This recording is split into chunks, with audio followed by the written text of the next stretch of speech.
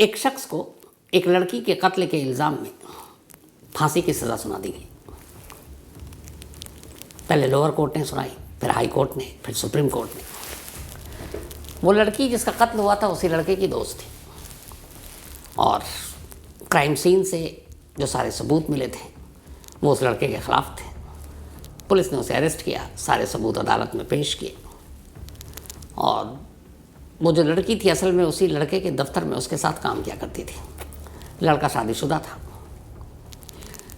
अब उम्र भी कम और इस उम्र में एक कत्ल और ऊपर से सज़ाए मौत।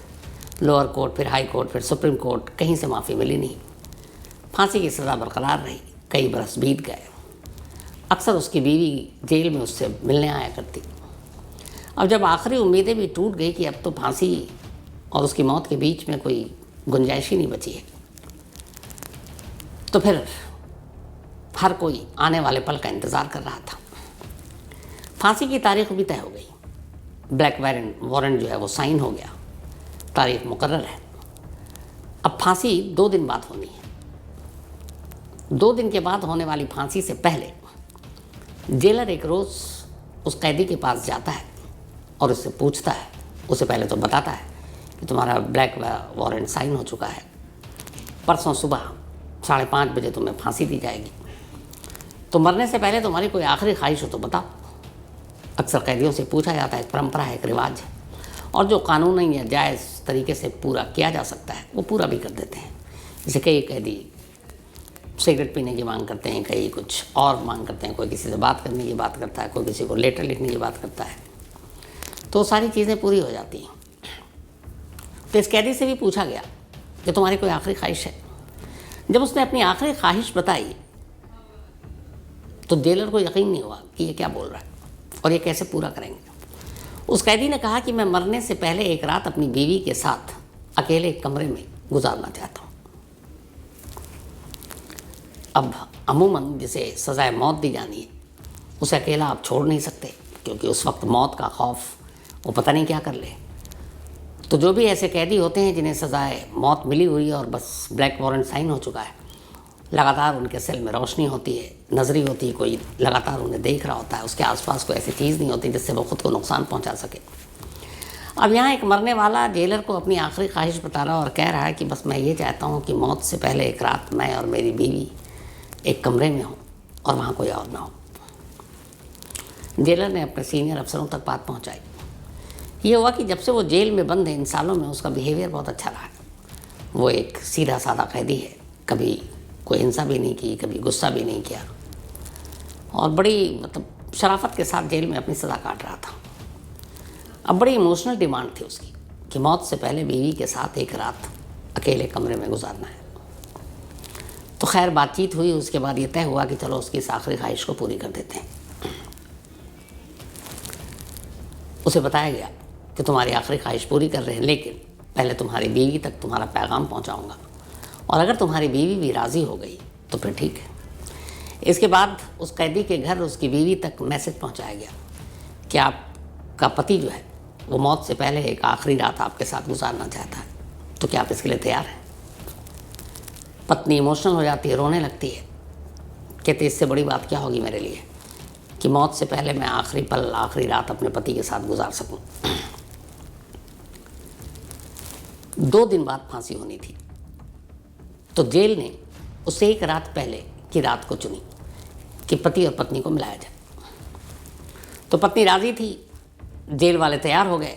उसके बाद जेलर के ही कमरे में इंतज़ाम किया गया इन पति पत्नी को रात को ठहराने का। अब ये था कि पति पत्नी है, कोई कैमरा भी नहीं लगा सकते क्योंकि नैतिक आधार पर भी गलत था। पति पत्नी का रिश्ता ऐसा है तो, लेकिन ये भी था कि उन दोनों को तन्हा भी नहीं छोड़ सकते। अगर कुछ हो गया तो फिर पूरा जेल प्रशासन ही सस्पेंड हो जाएगा। तो क्या करें। तो जेलर को आइडिया आया कि चलो कैमरा तो नहीं लगा सकते, एक ऑडियो लेपल लगा देते हैं ताकि अंदर की आवाज़ सुन सकें कि ये दोनों बातें क्या कर रहे हैं। और या अगर वो दोनों कुछ ऐसी हरकत करने वाले हैं, एक दूसरे को नुकसान पहुंचाए, दोनों एक दूसरे के साथ मर जाएं, या वो कहे मुझे मार दो, तो फिर फ़ौरन अंदर जाकर और उन्हें ऐसा करने से रोक लिया जाएगा। तो ये आइडिया है कि ठीक है वीडियो कैमरा तो लगाना गलत होगा, पति पत्नी है, तो ऑडियो रिकॉर्डर जो है डिवाइस वो लगा देते हैं ताकि उस कमरे में होने वाली हर बातचीत को सुन सकें। तो उस कमरे में रात होने से पहले वो डिवाइस लगा दिया गया जिससे अंदर की आवाज़ बाहर सुन सकते हैं। और उसके बाद वहाँ जेल के स्टाफ को जेलर उस जगह पर बैठ गए जहाँ उस कमरे में जो भी अब आवाज़ आती उनके कानों तक पहुँचती। तय वक्त पर बीवी जेल पहुँची। बीवी को उस कमरे में ले जाया गया जहाँ वो कैदी था उसका पति, जिसे ठीक उस रात की अगली रात की सुबह फांसी देनी थी। अब पति पत्नी कमरे में है, डिवाइस चालू है, ऑडियो का टेस्ट पहले ही हो चुका था, आवाज़ आ रही है, दोनों अंदर जाते हैं, रोते हैं, फिर एक दूसरे से इधर उधर की बातें, परिवार के बारे में पूछता है, सभी के बारे में। तो शुरुआत के कुछ वक्त यही सारी नॉर्मल बातें होती रहीं। ये लोग सुनते रहे, इन्हें लगा कि बड़ा इमोशनल है, कुछ ऐसी बात नहीं होगी। लेकिन फिर कुछ देर के बाद अचानक पूरी बातचीत का टॉपिक ही बदल गया। अब जो बातचीत हो रही है उसे बाहर बैठे जेलर और उसके तमाम जो साथी हैं वो जो सुन रहे हैं और वो एक दूसरे को अजीब नज़रों से देख रहे हैं कि हो क्या रहा है। इधर उधर की बात करने के बाद रात बीवी ने अचानक पहला सवाल किया पति से। उसने कहा, ये बताओ तुमने उस लड़की का कत्ल क्यों किया? तुम्हारा उससे क्या अफेयर था या कुछ और रिश्ता था? तो वो फूट फूट कर रोने लगता है। कहता, मैंने तुमसे पहले भी कहा है कि मैं बेगुनाह हूँ, मैंने कत्ल नहीं किया। किसी ने नहीं सुनी। मैं अदालतों में चीखा, पुलिस वालों से कहा, यहाँ जेल में लगातार बोला। जेलर को भी याद आया, शुरू से कहता था मैं बेकसूर हूँ, बट मेरी बात किसी ने सुनी, इसलिए कि सारे सबूत मेरे ख़िलाफ़ थे। उस रूम के सारे जो फिंगरप्रिंट्स और बाकी निशान थे जहाँ लाश थी वो सब मेरे ही मिले। तो किसी ने सुना नहीं, लेकिन मुझे किसी ने कत्ल करते भी नहीं देखा, कोई चश्मदीद भी नहीं, लेकिन मुझे फंसा दिया गया। तो बीवी ने कहा कि अच्छा पूरी कहानी बताओ कि हुआ क्या था, क्योंकि वो अरेस्ट हो गया। उसके बाद जब जब मौका मिला बहुत कम।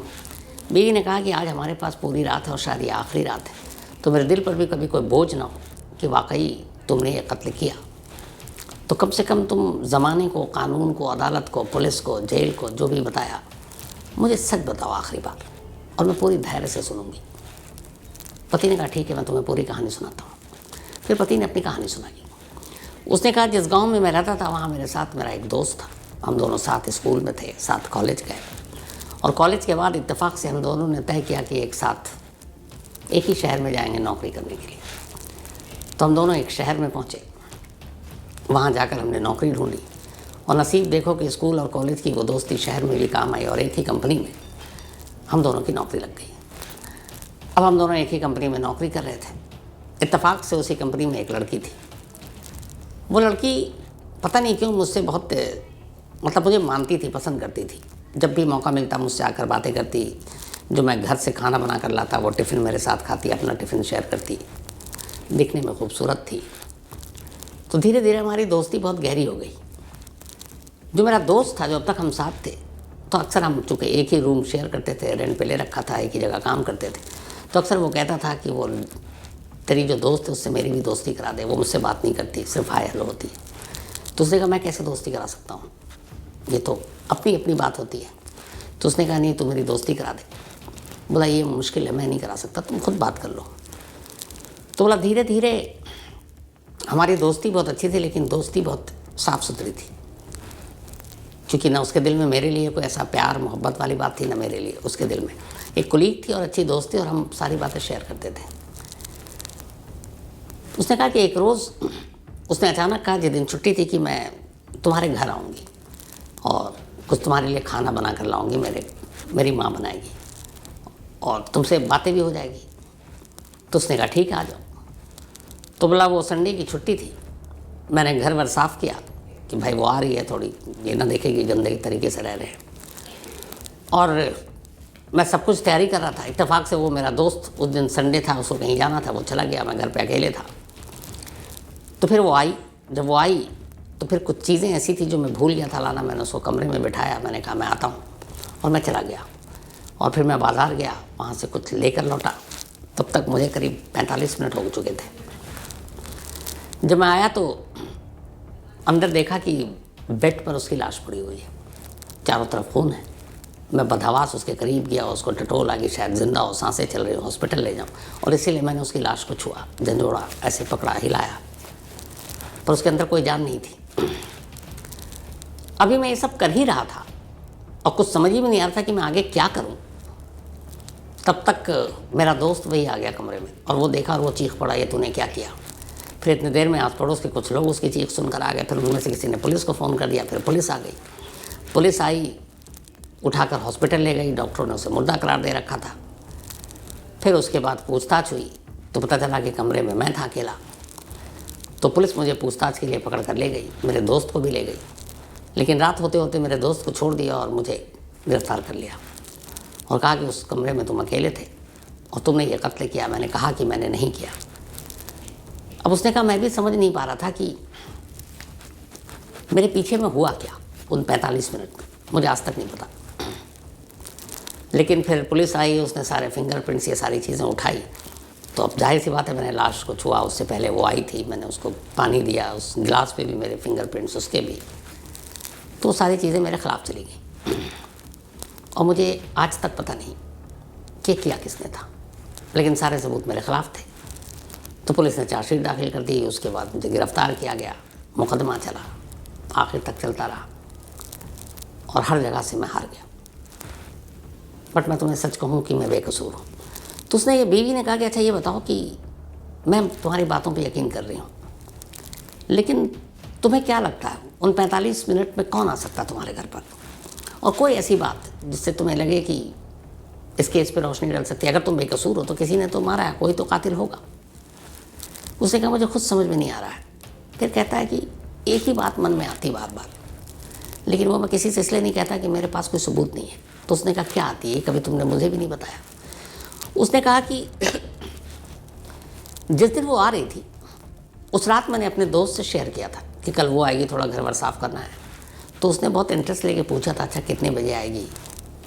और वो सारी चीज़ें पूछने के बाद जब सुबह उठा तो उसने कहा कि जब वो आने का वक्त था उससे थोड़ी देर पहले उसने कहा कि मुझे कुछ काम है, मैं जा रहा हूँ। मैंने उससे कहा भी रुक जा, उससे मिल लेना। उसने कहा नहीं मुझे कुछ काम है, वो चला गया।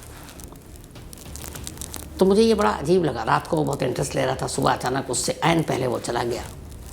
और हमारे घर में और कोई कभी आता नहीं है। और फिर जब ये सब कुछ हुआ उसके 5 मिनट के बाद वो अचानक घर के अंदर था, मेरा दोस्त।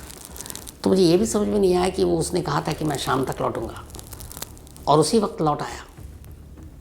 और जब मैं ऐन लाश के पास था, उसको देख रहा था, वो आया और उसी ने ज़ोर से वो चीखा और उसकी चीख सुनकर आस पड़ोस के लोग आ गए और उन्होंने पुलिस को फ़ोन किया।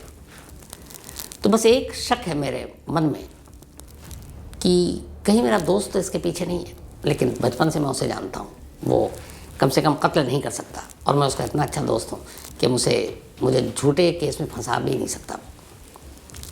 लेकिन मन में है कि फिर और कौन, तो और कौन का जवाब मिलता नहीं, ले देकर बात उसी पर आकर रुक जाती है। लेकिन उसके ख़िलाफ़ आज तक मुझे कोई सबूत मिला नहीं, तो मैं कोई बोला नहीं।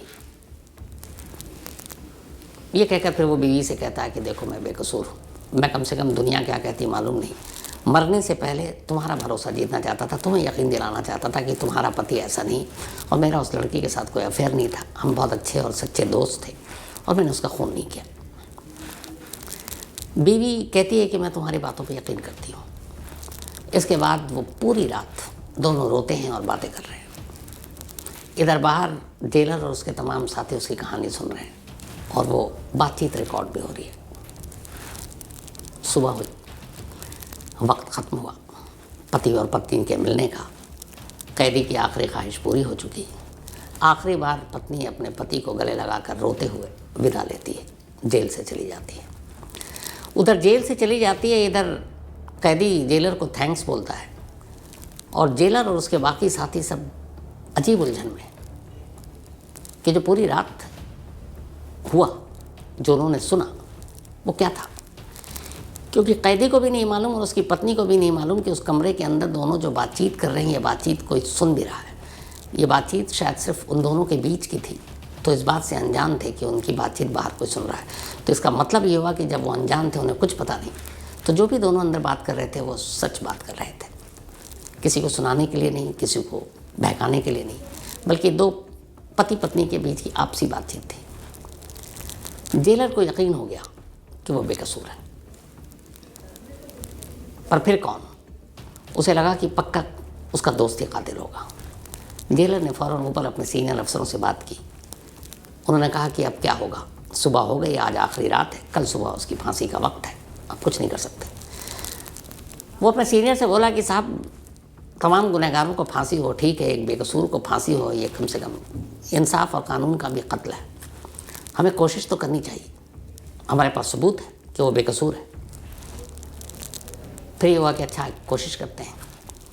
इसके बाद वकील के थ्रू अदालत में फ़ौरन इमरजेंसी सुनवाई की अपील की गई और कहा गया कि ऐसी ऐसी एक बात थी, एक कैदी ने आखिरी ख्वाहिश जताई, पत्नी आई, दोनों बंद कमरे में बात कर रहे हैं, इस बात से अनजान कि वहाँ एक ऑडियो रिकॉर्डर रखा हुआ है, उनकी पूरी बातचीत रिकॉर्ड हो गई है और इस बातचीत के हिसाब से वो बेकसूर है, तो प्लीज़ इसकी फांसी पर फ़िलहाल स्टे लगाया जाए और इस केस की नए सिरे से जाँच की जाए। जब ये सारे सबूत कोर्ट के सामने आए तो कोर्ट भी कन्विंस हो गया। उसने कहा बिल्कुल, बेशक लेट हो लेकिन गलत फैसला नहीं होना चाहिए, इसलिए इस केस की नए सिरे से जांच शुरू की जाए। कोर्ट ने ऑर्डर दिया और तब तक इसकी फांसी की सज़ा को मुलतवी की जाए और पुलिस को हुक्म दिया कि अब इस मामले की जांच करो। फांसी की तारीख कैंसिल हो गई, ब्लैक वारंट कैंसिल हो गया। ये बात जब उसको बताया गया, उसकी फांसी से मतलब फांसी में कुछ घंटे बाकी थे, यकीन नहीं हुआ, समझ नहीं आ रहा था कि वो रोए कहाँ से। उधर खैर पुलिस ने दोबारा मामले की तफ्तीश की, दोबारा से सारे फिंगरप्रिंट्स लिए गए, फिर उसके दोस्त के फिंगरप्रिंट्स लिए गए, मैच किया गया और फिर पता चला कि असली कातिल उसका दोस्त था। पुलिस ने असली कातिल को पकड़ा, अदालत में नए कातिल को पेश किया, नए सबूत पेश किए गए और जो फांसी के तख्ते तक लगभग पहुंच चुका था कुछ घंटे पहले, जिसे एक नई जिंदगी मिली, उसे रिहा कर दिया गया। वो रिहा हुआ और उसका दोस्त जो है वो जेल में है, उसका क्या होगा आगे अभी पता नहीं। तो ये थी एक आखिरी ख्वाहिश की कहानी। अब शुरुआत में आपको ले चलते हैं। मैंने आपसे शुरू में कहा था कि 2024 साल आखिरी दिन 31 दिसंबर, तो मैं एक ऐसी कहानी आपको सुनाऊंगा जो एक गिफ्ट होगा। 1800 से ज़्यादा, शायद 1900 के करीब मैंने आपको कहानी सुना चुका हूँ। ये पहली और इकलौती कहानी है जो पूरी आपको सुनाई, और क्यों सुनाई दोनों बताता हूँ। सोशल मीडिया पे ये कहानी लगातार अलग अलग जगहों पे तैर रही है, अलग अलग नामों से अलग अलग तमाम लोग इसको सुना रहे हैं, अलग अलग प्लेटफॉर्म पर। कैसा ऐसा हुआ, शहर का नाम भी डाल रहे हैं, अलीगढ़, कैरेक्टर का नाम भी डाल रहे हैं। करीब 25 दिनों तक जितने भी अलीगढ़, उसके आसपास, यूपी के बाहर, हर जगह टटोला खंगाला, सब कुछ इस पूरे कैरेक्टर को, इस केस को, इस कहानी के ओरिजिन कहाँ से हुआ उस तक को फिर ढूंढा। और फिर पता है क्या चला? पता ये चला कि ये पूरी कहानी एक दिमागी उपज है, एक फेक कहानी है, एक फर्जी कहानी है। लेकिन एक जगह ये कहानी सुनाई गई तो फिर कई लोगों ने अलग अलग तरीके से इसको सुनाना शुरू किया। हमारी क्राइम तक फैमिली मेम्बर के कई मेल आए और इसको महीनों हो गया। मैंने कहा इस तरफ ध्यान नहीं देना चाहिए, लेकिन टीम को लगाया कि चेक करो। चेक किया तो पता चला कि ऐसी कोई कहानी कभी है ही नहीं। ये असल में एक दिमागी कहानी, क्रिएट की हुई कहानी है। तो हकीकत इस कहानी की आखिर में इसलिए बताया कि शुरू में बताता तो फिर आप कहते यार कि ये क्या कर रहे हो। तो कहानी कुल मिलाकर बहुत अच्छी है, लेकिन सच्ची नहीं। मुझे लगा साल का आखिर 31 दिसंबर, थोड़ा सा कहानी में कुछ ट्विस्ट लानी चाहिए। तो ये पहली और आखिरी असली कहानी नहीं, फर्जी कहानी आपको मैंने सुनाई, तो इसको सीरियस मत लीजिएगा। बट कहानी अच्छी है, जिसने भी बुनी है, जो पूरा प्लॉट है इसका वो भी बहुत अच्छा है। लेकिन